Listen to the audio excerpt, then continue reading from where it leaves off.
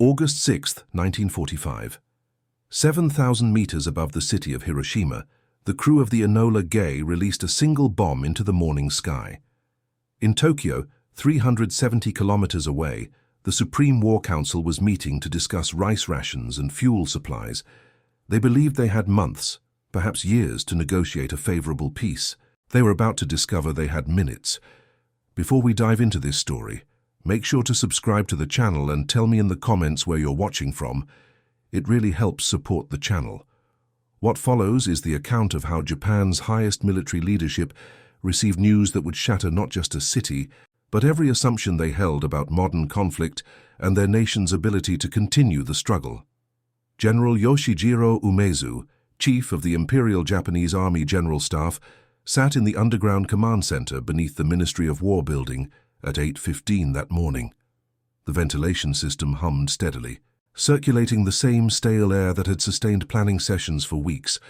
Before him lay production reports from Manchuria showing steel output at 42% of the previous year's levels.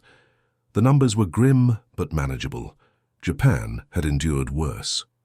Across the polished conference table, Admiral Sumu Toyoda, chief of the Naval General Staff, reviewed intelligence estimates of American invasion forces. Their analysts predicted Operation Olympic, the assault on Kyushu, would require at least 14 divisions and wouldn't commence before November. The Homeland Defense Strategy, Operation Ketsugo, called for mobilizing every able-bodied citizen. 28 million men and women would resist the invaders with whatever weapons could be manufactured or improvised. The Americans would pay such a terrible price that they would have no choice but to negotiate. Colonel Saburo Hayashi, serving as secretary to the conference, noticed Field Marshal Shunroku Hata enter the room precisely at 8:30. Hata had traveled from his headquarters in Hiroshima 2 days earlier to attend these critical meetings. His Second General Army, responsible for defending Western Japan, represented one of the largest concentrations of military power remaining in the homeland. 2 divisions, the 59th and the 5th, totaling approximately 40,000 troops, maintained defensive positions throughout the region. The morning agenda focused on mundane but essential matters. The rice harvest in Niigata Prefecture showed promise despite labor shortages. Synthetic fuel production from coal had reached 11,000 kiloliters per month, barely enough to sustain training operations.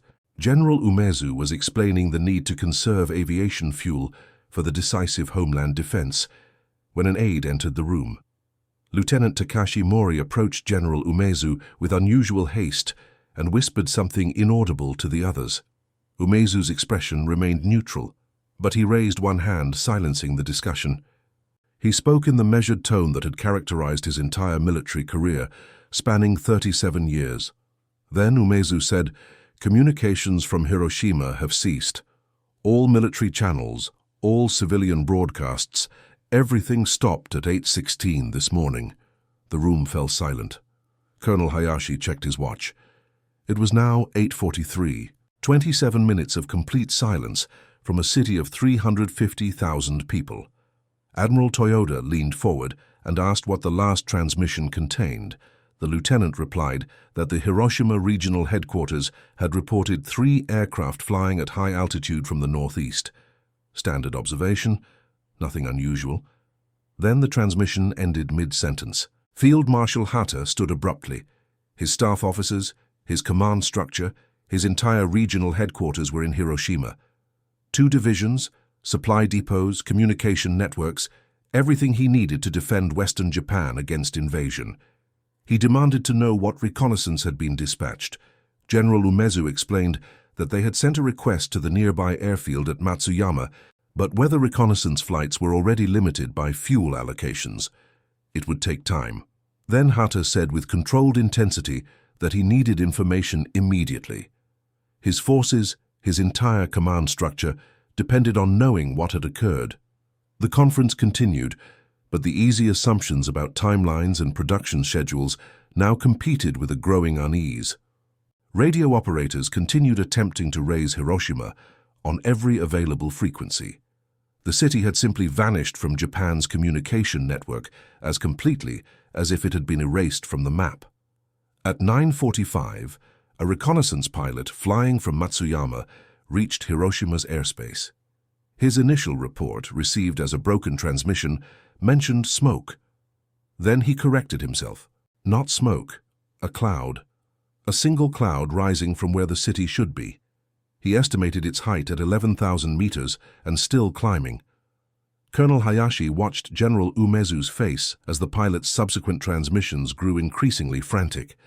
The pilot described the entire city covered in what appeared to be a blanket of dust and smoke. Fires burned in every direction as far as he could observe. No buildings were visible. No landmarks remained recognizable. Where 400,000 people had lived and worked, there was only devastation, and that impossible cloud, shaped like a mushroom, towering into the stratosphere. Admiral Toyoda suggested it must have been a large-scale conventional attack, perhaps hundreds of aircraft dropping incendiary bombs in a concentrated pattern. But Colonel Hayashi pointed out that radar had detected only 3 aircraft, and no air raid warning had been issued. Then Umezu said quietly that 3 aircraft could not do this. The Americans typically sent 300, sometimes 500 bombers to achieve citywide destruction. The firebombing of Tokyo in March had required 279 aircraft to create similar devastation. 3 aircraft was impossible, yet the reconnaissance reports continued. The pilot, his voice strained with disbelief, estimated that 90% of the city had been destroyed. Not damaged, destroyed. He saw no organized firefighting efforts, no movement of military units, no signs of coordinated response. Only scattered survivors stumbling through ruins that stretched from the city center to the outskirts. Field Marshal Hata demanded transport to the region immediately. General Umezu authorized a special train, but warned it would take hours to reach the area. And even then, they had no confirmation the rail lines remained intact. Throughout that afternoon, information arrived in fragments. A railway worker reported from a station 30 kilometers from Hiroshima that injured people were arriving on foot, their descriptions bordering on the fantastical. They spoke of a flash brighter than the sun, a blast wave that flattened buildings made of reinforced concrete, fires that ignited spontaneously across the entire city within seconds of the initial flash. Their skin, witnesses reported, hung from their bodies like paper. Colonel Hayashi compiled these reports with growing confusion. The physical effects described didn't match any known weapon. The sequence of events, a blinding flash followed by a pressure wave, followed by instantaneous fires, suggested something beyond conventional explosives. Some witnesses mentioned a second sun appearing in the sky for just a moment. By evening, General Umezu convened an emergency session of available staff officers. Field Marshal Hata had departed for Hiroshima by train. The reconnaissance pilot had made 3 passes over the devastated city, each report more detailed and more disturbing than the last. He estimated casualties in the tens of thousands, possibly hundreds of thousands. The distinctive mushroom cloud had dissipated, but smoke continued rising from countless fires that raged unchecked. Then Toyoda reviewed the tactical situation. Whatever had destroyed Hiroshima, whether a new type of bomb or some weapon they couldn't yet comprehend, the Americans had demonstrated a capability that invalidated every assumption underlying their defensive strategy. If 3 aircraft could eliminate an entire city, then concentration of forces became a liability rather than an asset. The Operation Ketsugo plan, which relied on massing troops at probable invasion beaches, would simply create ideal targets. But General Umezu cautioned against premature conclusions. They needed facts, not speculation. He ordered scientific personnel from the Army Technical Research Laboratory to proceed to Hiroshima immediately to assess the nature of the weapon used.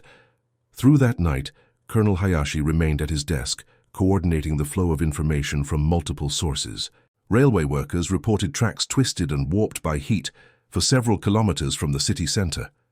Telegraph operators who managed to restore partial communications described hospitals overwhelmed with casualties suffering from burns, unlike anything medical staff had encountered. The burns appeared on skin that hadn't been directly exposed to flames, as if the flash itself had scorched people through their clothing.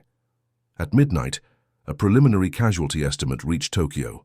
At least 70,000 confirmed deceased, with that number expected to rise significantly as rescue efforts penetrated deeper into the devastated areas.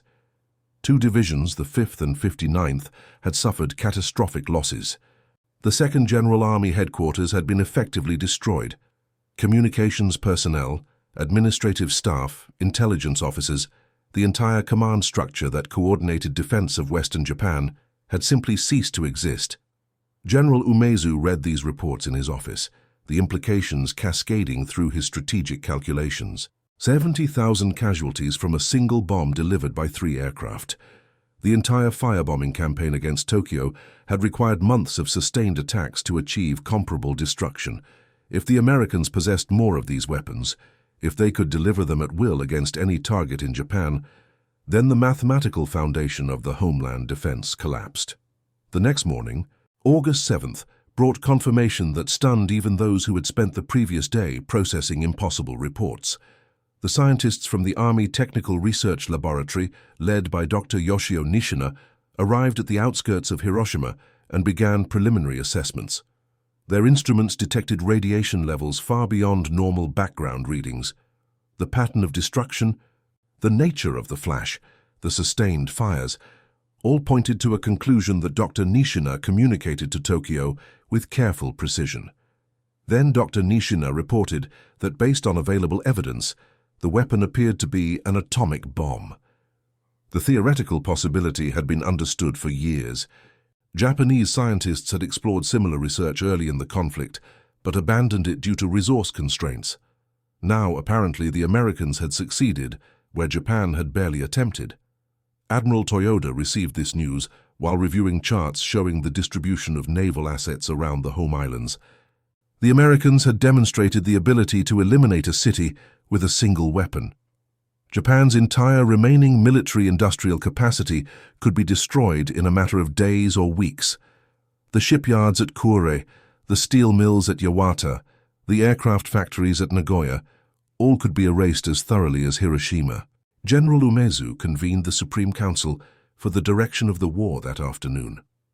Premier Kantaro Suzuki attended, along with Foreign Minister Shigenori Togo and Navy Minister Mitsumasa Yonai. The mood in the room carried a weight that transcended the usual tension of wartime planning. They were confronting not just a new weapon, but the possibility that continuing resistance might result in the complete annihilation of the Japanese people. Field Marshal Hata's initial report from Hiroshima arrived during the meeting. He had reached the outskirts of the city and witnessed destruction that exceeded the reconnaissance descriptions. Buildings that had stood for generations were reduced to shadows burned onto pavement. Survivors spoke of relatives who had been present one moment and simply vanished in the flash. The heat had been so intense that metal fixtures melted, glass fused into grotesque shapes, and human bodies were carbonized where they stood. Then Hata stated in his written report that traditional defensive preparations were meaningless against such a weapon. Fortifications, troop concentrations, supply depots, all the elements of conventional warfare became vulnerabilities when the enemy could eliminate entire cities without warning. Foreign Minister Togo argued that immediate peace negotiations were the only rational course. The Soviet Union had not yet entered the conflict in the Pacific. Perhaps there remained time to secure mediation, to arrange terms that would preserve the imperial system and prevent complete occupation. But General Umezu reminded the Council that the military code demanded resistance regardless of circumstance. Surrender without exhausting every possible means of defense would dishonor the millions who had already given their lives. The atomic bomb was devastating, certainly, but Japan had endured devastating attacks before. Tokyo had burned, Osaka had burned. The people had demonstrated remarkable resilience. Admiral Toyoda suggested a middle path. Acknowledge the unprecedented nature of the weapon, but seek clarity about American intentions. If the atomic bomb was meant to force unconditional surrender, then its use might actually strengthen Japan's negotiating position by demonstrating the extreme measures required to subdue the nation. Colonel Hayashi, taking minutes of the meeting, noted the careful language each participant employed. No one spoke directly of surrender. They discussed negotiations, mediation, clarification of terms. The gap between these euphemisms and the reality of Japan's situation seemed to widen with each passing hour. On August 8th, 2 days after Hiroshima's destruction, updated casualty figures arrived. The initial estimate of 70,000 deceased had been conservative. Current assessments suggested over 100,000 casualties, with thousands more dying daily from injuries and what Dr. Nishina's team identified as radiation sickness. People who had appeared uninjured in the immediate aftermath were developing mysterious symptoms. Their hair fell out, their skin developed lesions, they suffered from uncontrollable bleeding. The weapon killed not just through immediate blast and heat, but through some invisible poison that continued claiming victims weeks after the explosion. General Umezu studied maps of Japan's major cities, each marked with military significance. If the Americans possessed multiple atomic bombs, which targets would they select next? Tokyo itself seemed likely, but destroying the capital might eliminate the very government structure needed to arrange surrender. Perhaps industrial centers, perhaps military concentrations, or perhaps they would simply work methodically through every city of significant size until nothing remained. That evening, Foreign Minister Togo received word through diplomatic channels in Switzerland that the Soviet Union had declared war on Japan. Soviet forces were advancing into Manchuria, overwhelming the Kwantung Army, which had been stripped of resources to reinforce homeland defenses. The timeline for negotiated peace, already compressed by the atomic bomb, had now effectively vanished. Japan faced enemies on all fronts, and at least one of those enemies possessed a weapon against which there was no defense. The Supreme Council met again on August 9th at 10:30 in the morning. General Umezu began presenting an analysis of continuing resistance options when an aide interrupted with urgent news. Radio broadcasts from the United States, monitored by intelligence services, reported that a second atomic bomb had been deployed. The target was Nagasaki. The silence that followed this announcement stretched for what Colonel Hayashi later estimated as 15 seconds, though it felt considerably longer. One atomic bomb might have been a singular achievement, a weapon so difficult to produce that its use on Hiroshima represented the extent of American capability. 2 atomic bombs suggested production capacity, and production capacity meant the possibility of 3, 5, 10, perhaps dozens of these weapons. Admiral Toyoda asked the obvious question: how many atomic bombs could the Americans produce? No one in the room could answer. Intelligence estimates were worthless when confronting technology so advanced it seemed almost supernatural. Perhaps the Americans had 3 bombs total. Perhaps they had 30. Perhaps their industrial capacity allowed them to manufacture 1 per week, 1 per day. Without information, any defensive strategy was merely speculation. Then General Umezu said, with a tone that suggested he was stating a conclusion he'd been resisting for days, that continuing organized resistance under these conditions would lead to the extinction of the Japanese people. Not defeat, not occupation, extinction. If the Americans chose to deploy atomic bombs against every major city, which their apparent production capacity made feasible, then within weeks there would be no Japan left to defend. Foreign Minister Togo seized this opening. The preservation of the imperial system remained the paramount concern. If surrendering now, while the government and military structure remained intact, could secure that guarantee, then further resistance served no purpose except to multiply casualties. But War Minister Korichika Anami countered that accepting surrender without understanding the occupation terms would leave Japan vulnerable to complete subjugation. The Americans might preserve the emperor as a figurehead while dismantling everything that made Japan a sovereign nation. Better to demonstrate continued resistance capability, forcing the Americans to negotiate rather than dictate terms. Throughout that day, reports from Nagasaki confirmed the second atomic bomb's effectiveness. The city's terrain, with hills surrounding the industrial valley, had limited the weapon's spread compared to Hiroshima's flat delta. Nevertheless, the destruction was comprehensive. Approximately 40,000 immediate casualties, with the total expected to climb as fires burned unchecked and radiation effects manifested. Colonel Hayashi maintained detailed logs of each report, each casualty estimate, each description of devastation. The cumulative effect of this information was transforming the Supreme Council's deliberations from abstract strategic discussions into confrontations with existential reality. 2 cities destroyed, over 150,000 casualties, and the clear implication that more attacks would follow until Japan surrendered unconditionally or ceased to exist. On August 10th, Emperor Hirohito himself intervened in the council's deadlock. His presence at the meeting was unprecedented. Emperors traditionally remained above direct involvement in government decisions. But these were not traditional circumstances. The emperor listened to arguments from both sides, the hawks who counseled continued resistance and the moderates who advocated immediate surrender to preserve what remained of Japan. Then the emperor spoke, his voice carrying the weight of tradition stretching back thousands of years. He stated that continuing the conflict would result in the complete annihilation of the Japanese nation and people. The atomic bombs represented a fundamental change in warfare's nature. Against such weapons, courage and determination were insufficient. He directed the government to accept the Potsdam Declaration's terms with the sole condition that the imperial institution be preserved. General Umezu heard this directive and felt the structure of his entire worldview shift.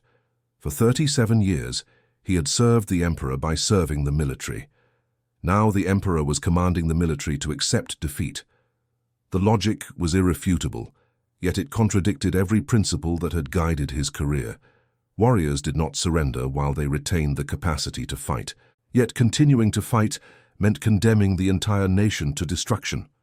The subsequent days involved frantic diplomatic exchanges through neutral Switzerland, clarifying terms, seeking guarantees about the emperor's status.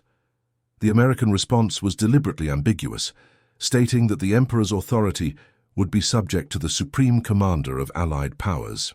This formulation satisfied neither the hardline military officers who wanted explicit guarantees, nor those who advocated immediate unconditional surrender. On August 14th, the Supreme Council met one final time. Reports had arrived of a third atomic bomb being prepared for deployment. Whether this was accurate intelligence or psychological warfare was irrelevant. The mere possibility compelled decision. General Umezu spoke in favor of accepting the terms. His voice was steady, but Colonel Hayashi noticed his hands trembling slightly as he shuffled papers on the conference table. Then Umezu stated that the atomic bomb had rendered obsolete every calculation upon which the Homeland Defense Strategy depended.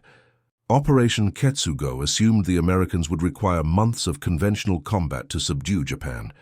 The atomic bomb could accomplish the same objective in weeks, with minimal American casualties. Continuing resistance would only increase Japanese suffering without altering the outcome. Emperor Hirohito recorded a surrender announcement that evening, his voice preserved on magnetic wire for broadcast the following day. The recording process itself was fraught with tension. A faction of junior officers, learning of the decision to surrender, attempted a coup to prevent the broadcast. They stormed the imperial palace searching for the recording to destroy it. The coup failed, but its occurrence demonstrated how deeply the decision to surrender conflicted with the military culture that had dominated Japan for decades. August 15th, 1945, noon. Across Japan, people gathered around radios to hear the emperor's voice for the first time in most of their lives. His formal, archaic language was difficult for many to understand, but the message was clear. Japan would cease hostilities. The conflict had ended not through victory, but through acceptance of an enemy's terms. General Umezu listened to the broadcast in his office, alone. Outside, he could hear staff officers reacting with shock, some with relief, others with barely concealed rage. The atomic bombs had accomplished what 3 years of conventional warfare could not. They had broken the Japanese military's will to continue fighting. In the weeks that followed, as occupation forces arrived and the scale of Japan's defeat became undeniable, General Umezu participated in the surrender ceremony aboard the battleship Missouri. He signed the instrument of surrender on September 2nd, his signature representing the Imperial Japanese Army's formal acknowledgement of defeat. His hand, witnesses noted, did not tremble. Years later, during the war crimes trials, Umezu would testify about the decision-making process that led to surrender. He would describe the Supreme Council's meetings, the reports from Hiroshima and Nagasaki, the impossible calculations of continuing resistance against an enemy who could destroy cities at will. His testimony provided insight into how military professionals, trained to view warfare as a contest of strategy and will, confronted a weapon that transcended conventional military logic. The atomic bombs had killed, according to final estimates, over 200,000 people in Hiroshima and Nagasaki combined, but their strategic impact extended far beyond immediate casualties.